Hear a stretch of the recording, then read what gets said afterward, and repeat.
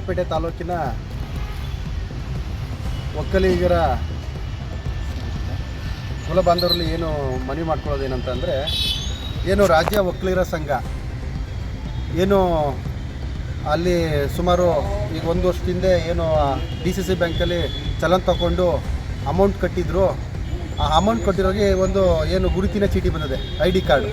ಆ ಗುರುತಿನ ಚೀಟಿ ಕೊಡೋದಕ್ಕೆ ಅಂತೇಳಿ ರಾಜ್ಯ ಒಕ್ಕಲಿಗರ ಸಂಘದ ಕಚೇರಿಯಿಂದ ನೌಕರರು ಬಂದಿದ್ದಾರೆ, ಎಂಪ್ಲಾಯ್ ಅಲ್ಲಿಂದ ಬಂದಿದ್ದಾರೆ. ಕೃಷ್ಣರಾಜಪೇಟೆ ತಾಲೂಕಿನ ಸುಮಾರು 1,500 ಕಾರ್ಡ್ಗಳು ಅವ್ರು ತಂದಿದ್ದಾರೆ.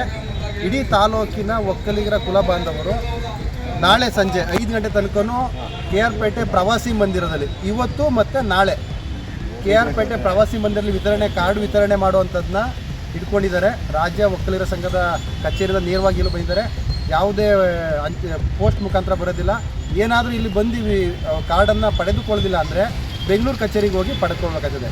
ಈಗ ಹಾಗಾಗಿ ಎಲ್ಲ ಏನು ಸದುಪಯೋಗ ಪಡಿಸ್ಕೋಬೇಕು ತಾಲೂಕಿನ ಎಲ್ಲ ಒಕ್ಕಲಿಗರು ಜನಗಳು. ಜೊತೆಗೆ ಅವರು ಏನು ಹಿಂದೆ ಬ್ಯಾಂಕಲ್ಲಿ ಚಲನ್ ಕಟ್ಟು ಒಂದು ರಿಸಿಪ್ಟ್ ಕೊಟ್ಟಿದ್ರು, ಆ ರಿಸಿಪ್ಟ್ ತಂದರೆ ಇವರು ರಿಸೀವ್ಡ್ ಅಂತ ಅದು ಸೈನ್ ಮಾಡ್ಕೋತಾರೆ. ಈ ಕಾರ್ಡನ್ನು ಅವ್ರಿಗೆ ವಿತರಣೆ ಮಾಡ್ತಾರೆ. ಯಾವುದೇ ಹಣ ಇಲ್ಲ, ಯಾವುದೇ ಶುಲ್ಕ ಇಲ್ಲ.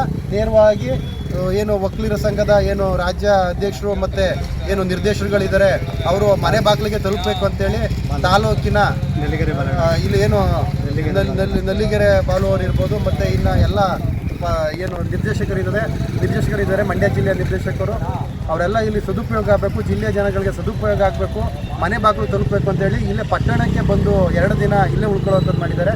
ಹಾಗಾಗಿ ತಾಲೂಕಿನ ಎಲ್ಲ ಒಕ್ಕಲಿಗರ ಬಾಂಧವರು ಒಂದು ಈ ಕಾರ್ಡನ್ನು ಯಾರ್ಯಾರು ಅಮೌಂಟ್ ಕಟ್ಟಿದ್ದೀರಿ ಅವ್ರಿಗೆ ಕಾರ್ಡನ್ನು ಗುರುತಿನ ಚೀಟಿಯನ್ನು ಪಡಬೇಕು ಅಂತೇಳಿ ಈ ಸಂದರ್ಭದಲ್ಲಿ